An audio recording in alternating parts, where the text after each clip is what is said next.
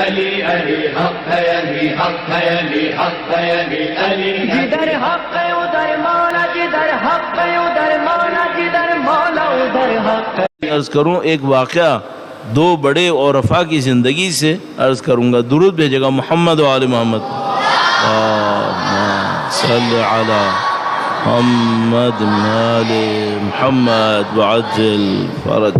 بہت بڑے عرفاء میں ایک آیت اللہ بہاؤالدینی ہے۔ آیت اللہ بہاؤالدینی ایک وہ آیت اللہ بہاؤالدینی تھے جو کراچی میں مقیم تھے، ان کے تایا، ان کو آیت اللہ بہاؤالدینی بزرگ کہا جاتا تھا۔ وہ آیت اللہ بہاؤالدینی بہت بڑے عرفاء میں شمار ہوتے تھے، اور یہ جو عرفاء ہیں ان میں سے بھی کچھ کی اسپیشلائزیشن کچھ ہوتی ہے، کچھ کی کچھ اور ہوتی ہے۔ یہ جو آیت اللہ بہاؤالدینی بزرگ تھے ان کی اسپیشلائزیشن یہ تھی کہ وہ جو دوسرے عرفاء تھے ان کو گائیڈ کرتے تھے کہ بھئی آپ یہ کام صحیح کر رہے ہیں، آپ یہ کام صحیح نہیں کر رہے۔ اسی طرح کا ایک کام جو پرانے عرفاء میں تھے رجب علی خیاط وہ بھی کرتے تھے، وہ بھی عرفاء کو گائیڈ کرتے تھے۔ آغا بہاؤالدینی جو بزرگ تھے، بزرگ ترجمہ ہے سینئر کا، اگر ہم لوگ اس کو سینئر کہیں، ظاہر ہے ہمیں اچھا نہیں لگتا ہے ہم انگلش کا ورڈ یہاں پہ لگائیں۔ وہ جو آیت اللہ بہاؤالدینی بزرگ تھے وہ اس کے علاوہ کبھی کبھی لوگوں کو ان کی معنوی حیثیت بھی بتا دیتے تھے، معنوی حیثیت بھی بتاتے تھے۔ تو ایک دفعہ آیت اللہ قرأتی، آپ نام جانتے ہیں سب، آیت اللہ محسن قرأتی 30-40 سال سے ایرانی ٹیلی ویژن کے اوپر جس کے درس ہر ہفتے آ رہے ہیں، 40 سال سے زیادہ ہو گئے، وہ آیت اللہ محسن قرأتی ہیں۔ تو آیت اللہ محسن قرأتی ایک دفعہ بتا رہے تھے، میں جو واقعہ عرض کروں گا ابھی پہلے اس کو عرض کر دوں، بتاتے ہوئے رو بھی رہے تھے، کہنے کہ میں ایک دفعہ آغا بہاؤالدینی کے پاس گیا اور ان سے پوچھا کہ یہ جو میں ٹی وی کے اوپر کام کر رہا ہوں یہ کیسا ہے، یعنی معنوی اعتبار سے یہ کام کیسا ہے۔ تو انہوں نے ایک جملہ کہا، معذرت چاہتا ہوں تھوڑا سا سخت ہوتا ہے، یہ عرفاء بعض اوقات بڑی سخت باتیں کر دیتے ہیں۔ تو انہوں نے کہا کہ محسن یا قرأتی جو کچھ بھی کہا، انہوں نے ان سے کہا کہ اگر تم خدا کے لیے یہ کام کر رہے ہو تو صحیح ہے، اور اگر تمہیں لگے کہ خدا کے لیے نہیں ہے تو بندروں کی طرح ہے۔ اعوذ باللہ تعالی، یعنی کہ بندروں کی طرح ہے، پھر خدا کے لیے نہ ہو بیچ میں کچھ نہیں ہے، پھر کم سے کم چیز ایک جانور ہے، یہ انہوں نے بتایا۔ اب ظاہر ہے ہم لوگوں کے پاس تو کوئی طاقت نہیں ہے کہ ہم اس بات کو سمجھ سکیں کہ بھئی اس کی حقیقت کیا ہے، لیکن ظاہراً وہ یہ کہنا چاہ رہے ہیں کہ بھئی اگر کوئی شخص نمائش کے لیے کوئی کام کرے تو بندر کس طرح کام کے لیے مشہور ہے؟ کاپی کرنے کے لیے۔ بندر کا کام یہی ہوتا ہے کہ وہ مثال کے طور پر کسی کو ہنستا دیکھے گا وہ بھی ہنسے گا، یا بعض اوقات ہنسے گا توجہ لینے کے لیے۔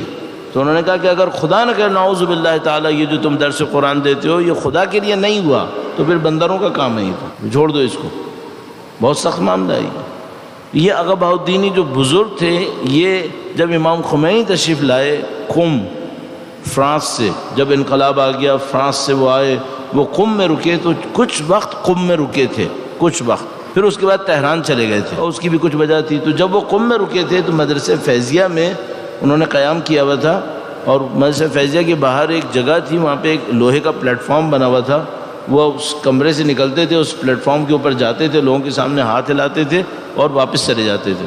تو آغا بہاؤالدینی بزرگ جو معنوی مقامات پہچاننے کے ماہر تھے، انہوں نے یہ کہا کہ مجھے خمینی سے ملنا ہے۔ اور اس وقت امام خمینی جب قم آئے تھے تو 15-17 سال کی جلاوطنی کے بعد آئے تھے، 15-17 سال انہوں نے جلاوطنی گزاری تھی۔ پہلے عراق میں رہے تھے، پھر ترکی گئے تھے، اس کے بعد پھر ترکی گئے تھے، پھر عراق گئے تھے، پھر فرانس گئے تھے، اور پھر فرانس سے واپس آئے، پھر تو وہ 15-17 سال لگ گئے تھے۔ تو آغا بہاؤالدینی سے کسی نے کہا کہ بھائی آپ نیچے کیوں کھڑے ہیں، آپ جا کے اوپر جا کے ملیں ان کے کمرے میں۔ تو انہوں نے کہا نہیں، پہلے میں نیچے کھڑا ہوں گا۔ تو وہ نیچے کھڑے رہے پبلک کے درمیان۔ تو وہ آئے امام خمینی، انہوں نے ہاتھ واتھ ہلایا اور وہ چلے گئے کمرے میں، پھر کہنے لگے اب میں اندر ملنے جاؤں گا۔ لوگوں نے کہا ٹھیک ہے، تو وہ اندر بھی ملنے چلے گئے۔ جب اندر ملاقات ختم ہو گئی، باہر آئے تو لوگوں نے ان سے پوچھا کہ بھائی آپ نے کیوں کیا کہ پہلے آپ پبلک میں کھڑے ہوئے پھر آپ اندر گئے ان سے ملنے کے لیے؟ تو آغا بہاؤالدینی نے کہا کہ میں یہ سوچ رہا تھا کہ خمینی 15-17 سال سیاست میں رہے ہیں، تو پہلے میں یہ چیک کر لوں کہ اس کا خلوص کتنا باقی رہا ہے۔ اگر میں نے دیکھا کہ مخلص نہیں ہے تو پھر میں اندر نہیں جاؤں گا ملنے کے لیے، میں باہر سے باہر چلا جاؤں گا، اور اگر میں نے دیکھا کہ بندہ مخلص ہے پھر میں جاؤں گا ملنے کے لیے۔ تو انہوں نے کہا کہ آپ نے کیا پایا؟ انہوں نے ایک جملہ فرمایا، میں اس کا نزدیک ترجمہ کرنے کی کوشش کرتا ہوں۔ انہوں نے یہ کہا کہ یہ جب پلیٹ فارم پر آئے اور لوگ نعرے لگا رہے تھے. اس زمانے میں انقلاب کی بات کا وقت تھا, لوگ بہت پرجوش نعرے لگاتے تھے, تو خوب نعرے لگا رہے تھے. اس نعروں میں ایک نعرہ تھا جو نفس کو دھوکہ دینے کے لیے بہت عجیب تھا. وہ نعرہ لگتا تھا روح منی خمینی بت شکنی خمینی. منی یعنی میری روح خمینی ہے, اور بت شکن یعنی بتوں کو توڑنے والا خمینی. لیکن وہ پہلا جملہ خطرناک ہے, روح منی یعنی امام خمینی کی پرسنالٹی کو ہائی لائٹ کر رہا تھا. تو انہوں نے کہا, نیچے لوگ نعرے بھی لگا رہے تھے روح منی روح منی. تو وہ کہنے کہ وہ خمینی جب آئے پلیٹ فارم کے اوپر تو وہ ہر سیکنڈ میں خدا سے کہہ رہے تھے کہ خدا میں تیرے لیے آیا ہوں, یہاں تک میں جو باہر آیا ہوں تیرے لیے آیا ہوں. تو کہنے کہ وہ ہر قدم اٹھانے سے پہلے قربتاً اللہ کی نیت کرتے تھے, یعنی قربتاً اللہ قربتاً اللہ. نیچے لوگ نعرے لگا رہے تھے نا ان کے لیے, تو وہ سوچ رہے تھے میرا نفس کہیں مجھے دھوکہ نہ دے دے. تو کہنے کہ ہر قدم پہ قربتاً اللہ نیت کرتے آئے. کہنے کہ پھر اس کے بعد وہ کھڑے ہوئے, انہوں نے یوں کر کے لوگوں کی طرف دیکھا جو ان کو نعرے لگا رہے تھے, تو اپنے نفس سے پوچھا کہ یہ جو میں ہاتھ اٹھا رہا ہوں یہ خدا کے لیے یا اپنے لیے ہے؟ تو اگر خدا کے لیے خالص ہوں تو میں ہاتھ اٹھاؤں گا, ورنہ میں ہاتھ نہیں اٹھاؤں گا. یوں کرتے تھے اس طرح کر کے. تو کہنے کہ انہوں نے نفس کو سمجھایا کہ میں خدا کے لیے ہاتھ اٹھا رہا ہوں. کہنے کہ پھر ہاتھ اٹھا کے تھوڑا سا آگے چلے تو مسلسل ان کا نفس کہہ رہا تھا خمینی بس اتنا ہی اٹھاؤ جتنا خدا کے لیے ضروری ہے, اس سے مت اٹھاؤ.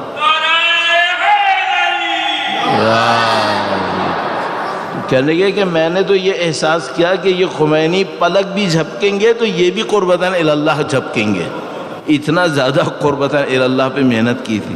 علی علی حق ہے, علی حق ہے, علی حق ہے, علی علی جدھر حق ہے ادھر مولا, جدھر حق ہے ادھر مولا, جدھر مولا ادھر حق.